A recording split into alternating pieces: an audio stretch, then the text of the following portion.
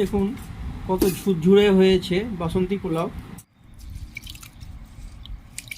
আজকে বাসন্তী পোলাওটা অন্যরকম প্রসেসে করব।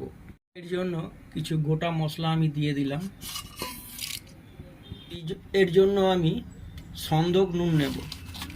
নুনটা আরেকটু আমার লাগবে। সামান্য একটু ফুড কালার যোগ করব। সামান্য পরিমাণ সাদা তেল দেবো।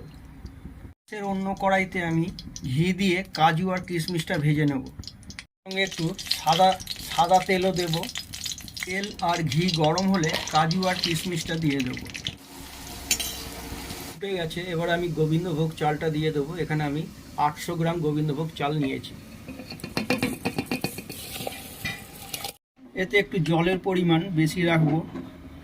হালকা করে খুন্তি নাড়ব। গ্যাসের আঁচটা মিডিয়াম রাখবো। চালটা 70% সেদ্ধ হয়ে গেলে নামিয়ে দিন ফ্যান ঝরিয়ে।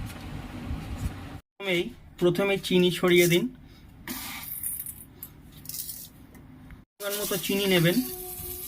বাদাম কিশমিশ ভাজা ঘি তেল সমেত দিয়ে দিন। গরম মশলা, জায়ফল, জয়িত্রী, সাহা মরিচ ও সাহা জিরে গুঁড়ো মশলাটা দিয়ে দিন। কিছুক্ষণের জন্য ঢাকনাটা বন্ধ করে দিন। এটা একদম সহজ পদ্ধতিতে বাসন্তী পোলাও। এটা তো নিরামিষ হচ্ছে, তাই এর স্বাদ আরেকটু বাড়াতে কিছু দুধ দিয়ে দিন। গুঁড়ো দুধ ঢাকা দিয়ে দিন 5-10 মিনিটের জন্যে। ব্যাস রেডি। তো সম্পূর্ণ নিরামিষ, তাই আমি এঁচোড় আলু দিয়ে একটা ডালনা করব। প্রেসার কুকারেই দিয়ে দেবো কিছু মশলা: হলুদ, জিরে, ধনে ও তেজপাতা, কাঁচা লঙ্কা, সামান্য সর্ষের তেল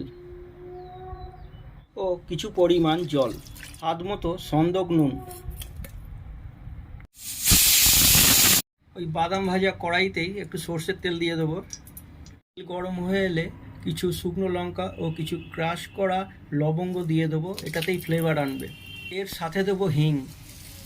সিদ্ধ করা এঁচোড় ও আলু দিয়ে দেবো। নুনটা একটু চেখে দেখে নেবেন, আমার আর একটু নুন লাগবে। দেবো 50 গ্রাম টক দই,